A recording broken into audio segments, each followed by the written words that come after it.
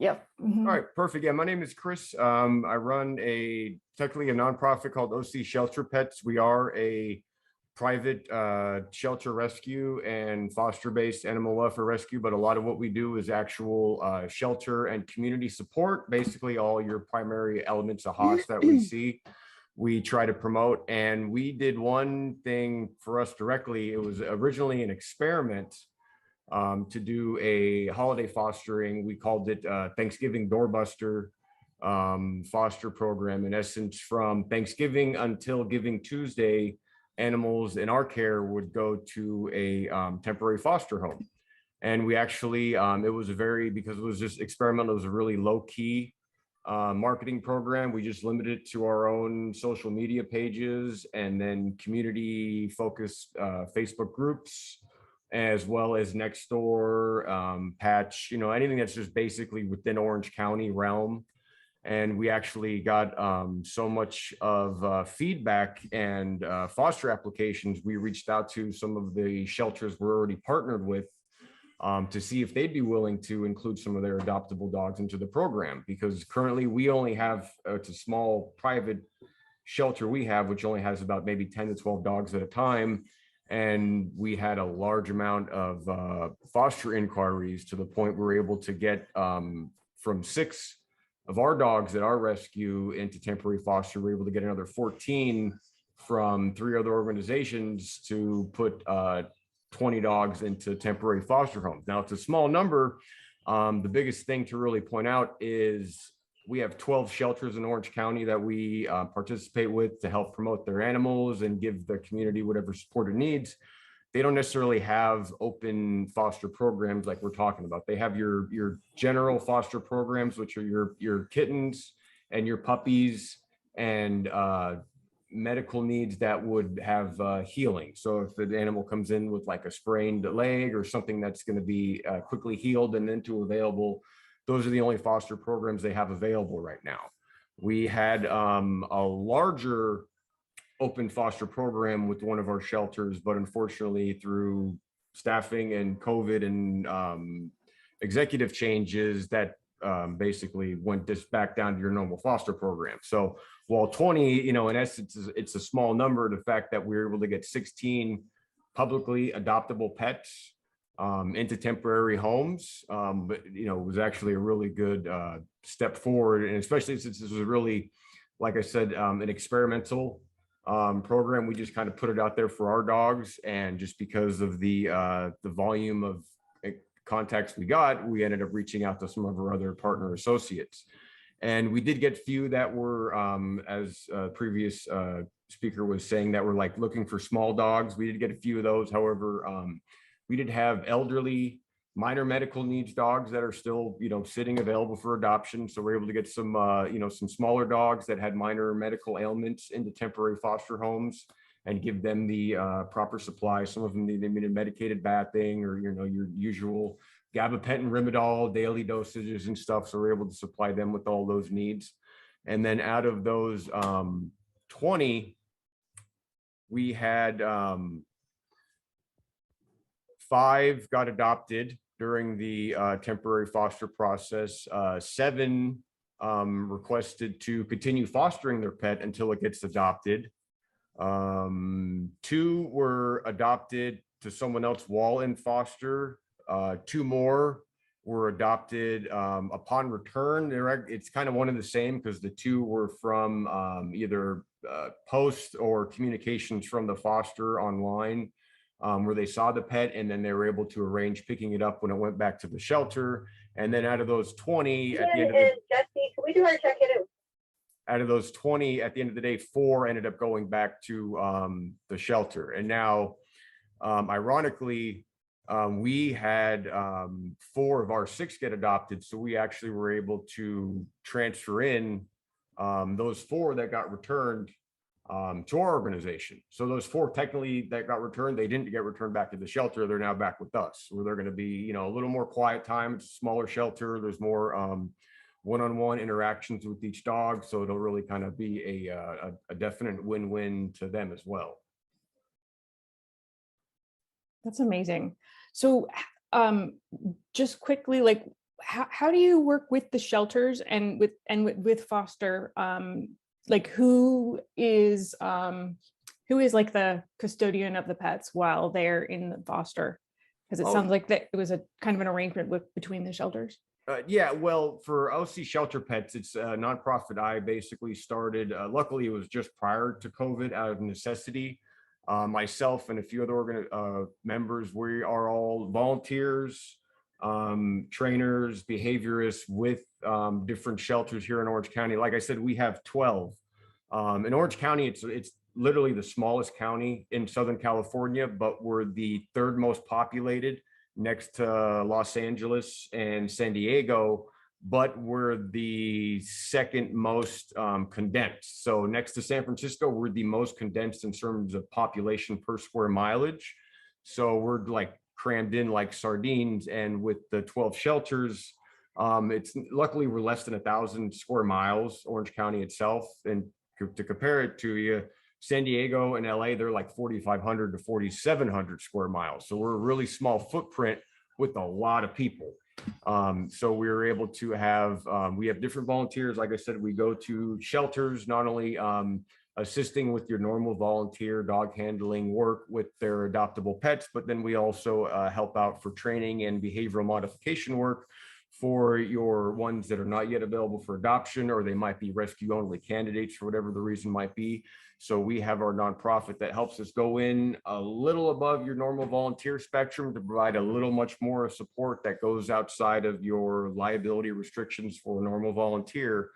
And by doing so, which gets to this program, is we have members that have direct one-on-one exposure to all these animals. So when we put out like this foster plea, when we have more requests than we could handle and dogs that we don't have, but we know of like 800 dogs between Orange County, well, hey, there's 10 at 3 different shelters that'll totally meet this. So we're able to reach out to those different shelters to see if they would want to participate in the program. And then for this situation, we gave them all an option because like I said, there's 12 organizations. Some are your normal brick and mortar shelters. Some are just city contracted and they're actually technically a nonprofit entity.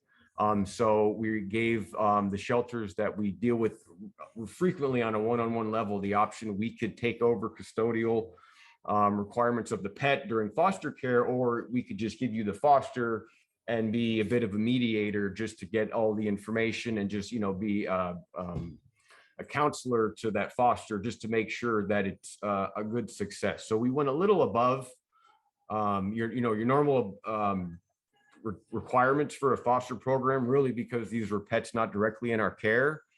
And it was a bit of a foot in the door approach. We really want to make sure this is as easy of a transition for the shelters and these temporary foster offers, because if this becomes something successful, we could then go back and try to expand it a little more the next holiday, or just see if we could have just a bigger foster program.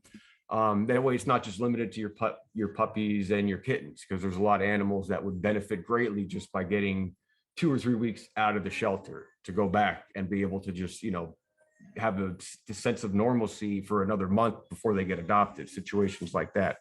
So out of the 3 organizations, only one needed us to technically take over custody. So we did it as a partner adoption with an agreement and consent that the animal could possibly return. And we provided whatever food that was available, like ones in our care, we gave the foster the same exact food they're eating. So there's no, upset tummies or situations like that, as well as any supplies that they might've needed. If they didn't have a crate or a bedding or any kind of toys, we would provide that to them. And in our program, I guess the biggest thing is, well, actually, I have a PowerPoint. If you guys, I could show you real quick, if that's all right. Yeah. Yeah. Here, let me give you 1 second here. Quickly, we have a couple of questions, but I'm thinking maybe we'll put them on hold after that, and then. Sure, and I'll be real quick with this. Cool. All right, so you guys could see this, I take it? That come over all right? Yes. All right, beautiful. So, and again, this is the basic ad that we did for our Doorbuster Foster event. It was, like I said, it was a really simple post. It was just done off just an experiment. And our temporary program, like I said, through Thanksgiving to Giving Tuesday, rather than doing your typical fundraiser, we wanted to do this in advance as a way to kind of capture that same type of Giving Tuesday spirit of giving vibe, just to do something differently to help out. And so we sent out the basic at blast. People that would email, we would give them a general foster questionnaire, as well as have them let us know what need, what they would be comfortable with fostering, what type of dog. Some were pretty much open. They're like, anything, but I got, two dogs, a cat and a bunny, or whatever the case may be, or would I have kids? So we would really match one up. That would be a good temperament compatibility for that home environment. And then when they would go into a foster home and get picked up, we would give them a general foster report card, as well as a direct a way of contact to getting photos and videos when they're out in that home. And then basically what we would do is, for the pickups and drop-offs, we had that set up where it was between 1 hour intervals between 10 and 2. They started technically on the 20th, that Saturday, before we started hitting to the week of Thanksgiving until the day before Thanksgiving. And then from Giving Tuesday until this past Saturday, we were working with the drop-off, because some people, they were willing just to watch their pet through the temporary foster for just a few more days. And like I said, the ad itself, I could show you one thing, just to show if it helps out, because we do a lot of marketing in my actual line of work, is it was a basic image. I'll get to that in a second, but there's actually a little bit of animation that went onto it. There we go, just to show you without the volume, just to help you guys, anyone out. If you ever put up like a photo, try to put some little animation on it. You'd be surprised how just that movement gets people's eyes towards it, which just gains your exposure towards it. So it was really just basic. It took 5 minutes to make the photo, and we just added a little intro animation to it. And you could do that for free in like Windows, the video editor app on like Windows 10 and above. So it's a really quick process. So we, like I said, we put that out there. Anyone who would pick up the animal for foster, we give them a foster report card to fill out, and then just send us photos and videos, whatever it is they could. And so an example of one, this is Marley, really cool 5-year-old German Shepherd that went to the program. This is an example of like photos we got and the foster report card. Anyone who's on like Maddie's Fun, I'm sure a lot of people have seen this type of temporary foster report card available. For example, Marley, he got picked up on 11/24. They brought him back the 3rd, which I think was Friday. And so there's a little bit of adjustments to that normal report card on Maddie's Fun, but basically it's this a couple different areas to get some input on, what did he do while he was with you? Describe him in the 5 best words. We kind of tell him, hey, just give me like 5 adjectives or verbs. Don't give me like a 5 word sentence. Some people do that, like, he likes to sleep a lot or something though. Like, just give me some really 5 words that describe him in terms of like adjectives or verbs or something. And then, what did he like to do in your home? And then just any additional information. And they give a grade, and then they would check off anything that was pertinent to the animal. So like Marley, he's housebroken, he knows commands, he walks good on leash, he likes meeting new people, he gets along with children, he likes to cuddle, he likes car rides, all that stuff. And so we would have the report card, the photos, and obviously with the pet, you have Chameleon, you have Shelter Love, whichever software us or the other shelters using, we know everything about that pet. So there's those 3 components. And the reason I just reiterate that real quick before I go to the next slide is because we would use all that information to make a printable ad flyer that's also photos and videos. This is just a basic template. It's literally just cut and paste with photos, the information about the animal in whatever CRM tool us or the shelter's using, and then whatever we got on the foster report card. So you could see all this stuff on here is just tidbits from the report card. The first paragraph is from the report card. Marley's always happy and loves meeting new people. And then we use those 5 adjectives to put in this little quote with the grade that he got. He's gentle, smart, happy, quiet, mellow. And then as well as the comments here are just copy and paste basically from the report card. And then we just unselect or deselect whatever items regarding like housebreaking or cuddling, whatever tidbits that they selected met his program. And so we would get this in a PDF to give for whatever print purposes the shelter wanted to use. Some are still closed, so not a lot of them, like having it on a kennel card is meaningless because there's no one walking around the shelter, but they could still use this as needed. So what we also do is we take all this same stuff and make a general slideshow with the photos that they gave. And again, this is like really simple. There's free video editor in Windows where you can just do this. You just drop the photos in there and say, make a slideshow, and then you have a slideshow. And so what we would do is by using that, we then paste that same video into that flyer. Whoop, sorry. And then you get the same thing in a video where then you could post that on your social media or share it wherever the heck you want. So it's just, again, it's just added animation towards it. And it's just a way just to get that information out there. Hey, we have this pet available for adoption. It literally went to a home for 2 weeks, 10 days, whatever the case may be. And look at all this cool stuff we found out about him. And now he's back again. So it adds a great level of confidence towards someone else looking to adopt that pet.